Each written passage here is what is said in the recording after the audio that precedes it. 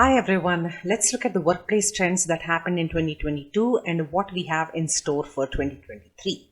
So there is an article from TechCrunch here where they are saying that tech's latest controversy might be the return of the 5-day in-person work week.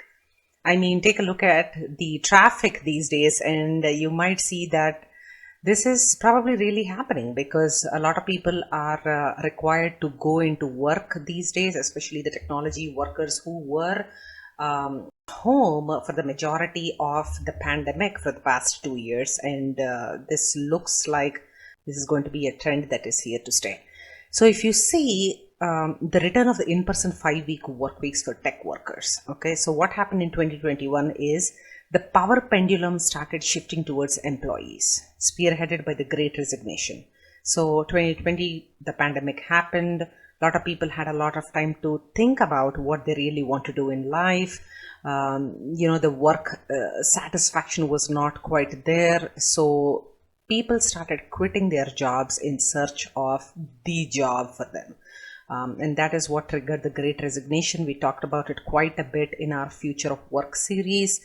And then came the Great Reset. So from the past, I believe, 2 to 3 months, and this is the beginning of the year 2023 that we are here talking about it. And for the past 2-3 months, we have been seeing massive tech layoffs that are happening across the industry. So they are saying that whatever they hired in abundance in 2020 and 2021, looking at how the tech companies were doing, because everything that we did was online for the most part, they were hiring en masse, and now they are laying them off en masse. So that is called the Great Reset.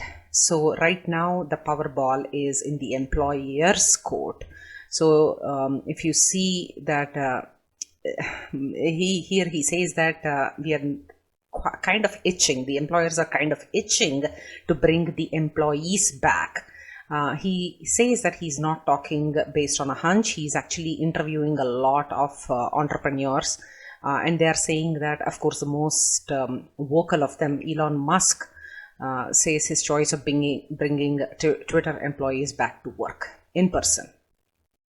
So they're saying that mandatory in-person work culture because of what has happened, whether it is productivity or collaboration. A lot of times what can be just a coffee break conversation or something that can be just managed between two people talking across over the cube can be just stretched on for hours, if not days, just be between emails and phone calls and just all this unnecessary overhead. So that's what they're saying, that they can increase the efficiency of work if we can just collaborate in person. So that is what the employers are talking about. The problem with employees is that, we have gotten used to the culture of staying at home and kind of striking a balance between how we get things done and when we get it done, right? So there is going to be a tug of war there. And he mentions a few Twitter handles that are talking about it in a debate fashion. So I will give you these links so that you can check this out. The other trend that is happening is say goodbye to the 9-to-5 workday. So here on LinkedIn, I saw this article. So it says that the non-linear work days are coming. You can break free from the 9-to-5 workday.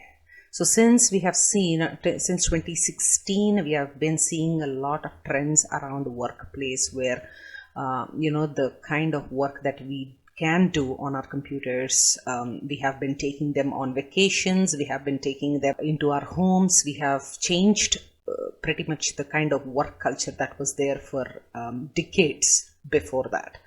So if you can see, this is what is happening. So the idea with non-linear work days is as it becomes asynchronous work. Even in schools, we are seeing that come in more and more during remote learning days. What they are saying is it is helping us move away from focusing on the measurements of success. They're saying that this is not a measure of my performance. The measure of my performance is the quality of my deliverable. how does it matter when I work on it, or how I work on it? The point is, am I delivering, and am I delivering a good product? That is what employees are asking employers to focus more on. And that is only possible. This London School of Economics professor Laura Girk says that employers will need to welcome input from employees and lead with trust and respect boundaries. So this has to happen, and it has to be a mutual relationship of trust and trying to understand where the employer and the employee are coming from. So here, Generation Zers are ditching the notion that they need to work a 9 to 5 to succeed in their career. Okay, so as she gives an example here, she says, on my way to the doctor, and then this is it. So this might as well be a post that she's posting on social media between the time frame of 9 to 5. But the point is, hey, I engage in asynchronous work. It means that I work when I can. I take care of my mental and physical health and my needs while also balancing work. So this is the kind of norm that Generation Zers are trying very hard to set in. And remember, 2023 is also the year when there are almost 6 different generations in the workforce. So we have a lot of generations here, and the Generation Alpha, which is only 13, has not even entered into the workplace. We don't know what they are going to bring to the workplace. So this is one trend that is happening. The next trend is there has been something in Ireland that they are trying to experiment. A handful of companies are trying this out. 4-day work week, and 100% of the companies involved in the research, in the experiment that they did the end of last year in 2022, they are continuing with this model. They say that 85% of companies which reported data on revenue reported growth in that revenue.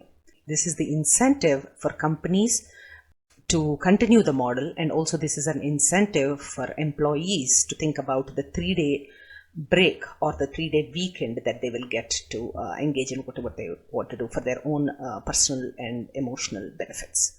So these are the 3 different kinds of workplace trends that we are seeing. The first one is obviously, as we talked about, people are required to come into work. The second thing is the rise of the non-linear asynchronous work. And the third thing is more and more European companies are trying to embrace what is going to be a 4-day work week for them. Thank you.